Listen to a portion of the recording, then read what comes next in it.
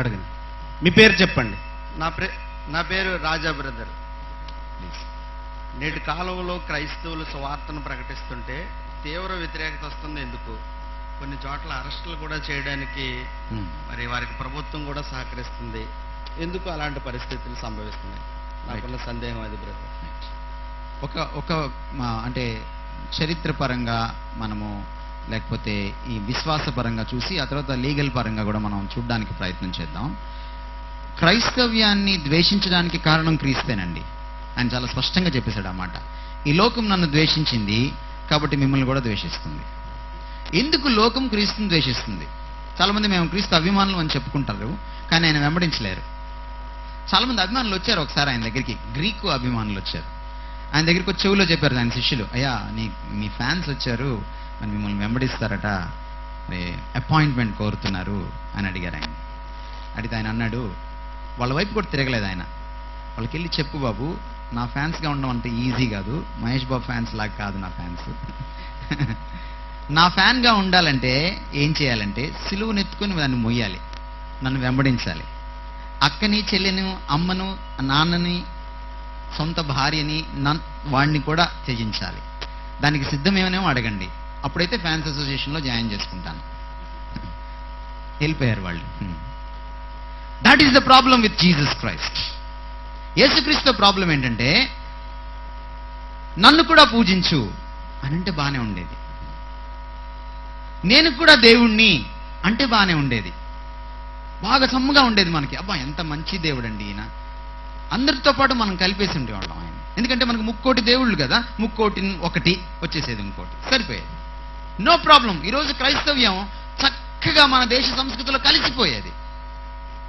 కొంతమంది క్రైస్తవులు వచ్చి కలిపేశారు కూడా, వేలంగాని తెలుసుగా మీకు, కలిపేసుకున్నారు చక్కగా. వాళ్ళకి వ్యతిరేకత లేదు. సువార్త చెప్పేవాడికే, క్రీస్తే మార్గం అని చెప్పేవాడికే వ్యతిరేకత.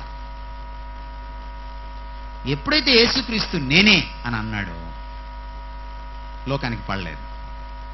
ఆ మాటను నువ్వు తీసుకెళ్లి సువార్తగా చెప్తే తప్పనిసరిగా వ్యతిరేకత వస్తుంది. మీరు చూడండి, మిమ్మల్ని ఒక చిన్న ఉదాహరణ ఇస్తాం. మీరు ఇలాంటి సినిమా టైటిల్స్ వినుంటారు. శ్రీలేఖ గారు కూడా ఇక్కడే ఉన్నారు, సూర్య గారు కూడా ఇక్కడే ఉన్నారు. చిన్న ఉదాహరణ, సినిమా టైటిల్స్ ఇలా మారుద్దాం. నిన్ను కూడా పెళ్ళాడతా, నువ్వు కూడా కావాలి, ఇలా రాస్తే సినిమా టైటిల్స్ ఎలా ఉంటాయి? చంప పగిలిపోద్ది. ఎరా నన్ను కూడా పెళ్ళాడతావా?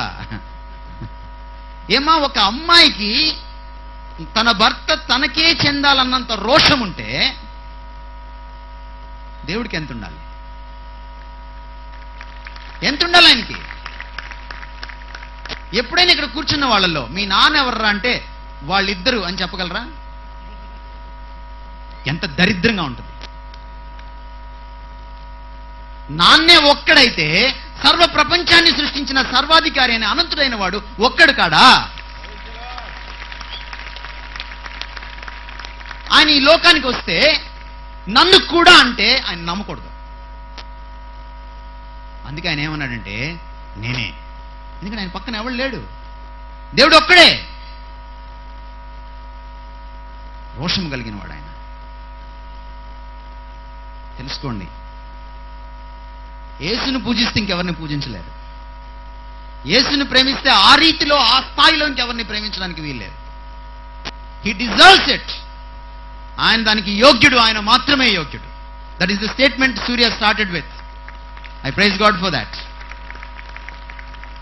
అంచేత వ్యతిరేకత వస్తుంది, తప్పనిసరిగా వ్యతిరేకత వస్తుంది.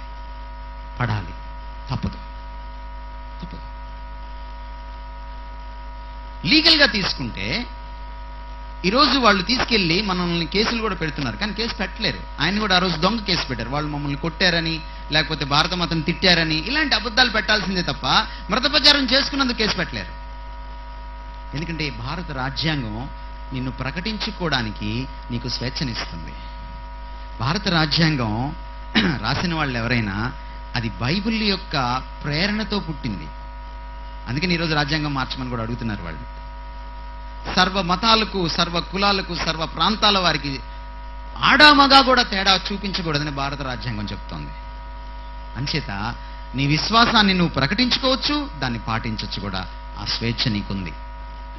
అయితే ఇక్కడ ఒక చిన్న విషయం ఏంటంటే, వాళ్ళు ఒక చిన్న లిటికేషన్ పెడతారు. బలవంతంగా మనం మార్పిడి చేయొచ్చా, మీరు బలవంత మార్పిడి చేస్తున్నారే అని అంటారు. ఈరోజు సభాముఖంగా మీకు నేను తెలియజేయాలనుకుంటుంది ఏంటంటే, ఈవెన్ బయట నడుస్తున్నటువంటి పురజనులకు కూడా, నా సోదర స్నేహితులకు కూడా నేను చెప్పాలనుకుంటుంది ఏంటంటే, as far as Christianity is concern, I don't know about other religions, ఇతర మతాల గురించి నాకు అనవసరం. కానీ క్రైస్తవ్యం దగ్గరికి వచ్చేటప్పటికి బలవంతపు మత మార్పిడి కల్లా అది జరగని పని, సాధ్యం కాదు అది. You know why? క్రైస్తవ్యంలో మతం పుచ్చుకోవడం లేదు. సంప్రదాయాలు మార్పు చేసి లేదా ఉపనయనం చేసి ఒక క్రైస్తవుడిగా నువ్వు మారడానికి కుదరదు. అంతర్గత మార్పు, అంతర్గత మార్పు. ఇందాక ఆయన చెప్పారు సూర్య గారు, what is impossible in this world? One impossible thing in this world ఏంటి? హృదయం మారడం. సాధ్యమా? ఒకరోజు నా క్లాస్మేట్ వినయ్ తేజ అని వాళ్ళ మదర్ అడిగింది, అరే ఈ ప్రపంచంలో అత్యంత గట్టి వస్తువు ఏంట్రా అని అడిగింది. What is the hardest material? అడేదో రాయి అది ఇది అని చెప్పాడు. వజ్రము అని చెప్పాడు. కాదందామా. మరేంటమ్మా అని అడిగాడు. ఆమె చెప్పింది మానవ హృదయం అని చెప్పింది. Can you change a human heart? నువ్వు కానీ మనస్సుని మార్చగలిగితే ఎందుకు ఈరోజు కోర్టుల చుట్టూ అన్ని విడాకుల కోసం తిరుగుతున్నారు అంతమంది? మారలేక. మనిషిని మార్చగలిగిన వాడు ఒక దేవుడే. ఓ బియ్యం మూట ఇస్తాననో, ఓ చింతపండు ఇస్తాననో, బట్టలు ఇస్తాననో, బైక్ కొనిస్తాననో నువ్వు క్రైస్తవ్యంలోకి ఎవరిని తేలేవు. ఒకవేళ క్రైస్తవులు ట్రై చేసినది తప్పే, వేరే వాళ్ళు అపార్థం చేసుకున్నది తప్పే. ఎందుకంటే క్రైస్తవ్యం మత మార్పిడి కాదు, అది మనసుకు సంబంధించిన మార్పిడి. అందుకని క్రైస్తవ్యంలో ఎవ్వడు కూడా సొంతగా మారాల్సిందే తప్ప, దేవుడి దగ్గరికి వెళ్లాల్సిందే తప్ప బలవంతపు మార్పిడి ఉండదు. బైబిల్లో ఉన్న మాట మీకు గుర్తులేదా? నేను హృదయము తలుపు యొద్ద నుండి తట్టుచున్నాను, ఎవడైనా నా స్వరము విని తలుపు తీసినడలా నేను అతనిలోనికి వచ్చి అతడు నాతోను నేను అతనితోను భోజనం చేస్తాను. నా ప్రశ్న ఏంటంటే, వై జీసస్ ఈజ్ వెయిటింగ్? ఎందుకు తలుపు తడుతున్నాడు ఆయన? అందరూ తలుపులేసుకొని కూర్చుంటే లోపలికి వచ్చేసినటువంటి వాడు కదా ఆయన. తన శరీరాన్ని, పునరుద్ధాన శరీరాన్ని చూపించుకున్నవాడు కదా ఆయన. ఇందాక చెప్పారు ఆయన పాతాళంలోకి వెళ్ళినా అక్కడ ఉంటాడు కదా ఆయన. ఎక్కడ చూసినా ఉంటాడు కదా ఆయన. ఎందుకు హృదయంలోకి రావడానికి ఆయన సంశయిస్తున్నాడు, తలుపు తడుతున్నాడు. నువ్వు తీస్తావని. బలవంతంగా మార్చడు యేసు. ఎవరైతే తలుపు తీస్తారో వాళ్ళనే మారుస్తాడు. కాబట్టి బలవంతపు మత మార్పిళ్ళు అనేటువంటిది ఒక అభియోగమే తప్ప, ఒక అపనిందే తప్ప, అపవాదే తప్ప, అది ఎట్టి పరిస్థితుల్లో వాస్తవం కాదు. అలా ఒకవేళ మారినా వాళ్ళు క్రైస్తవులు కారు.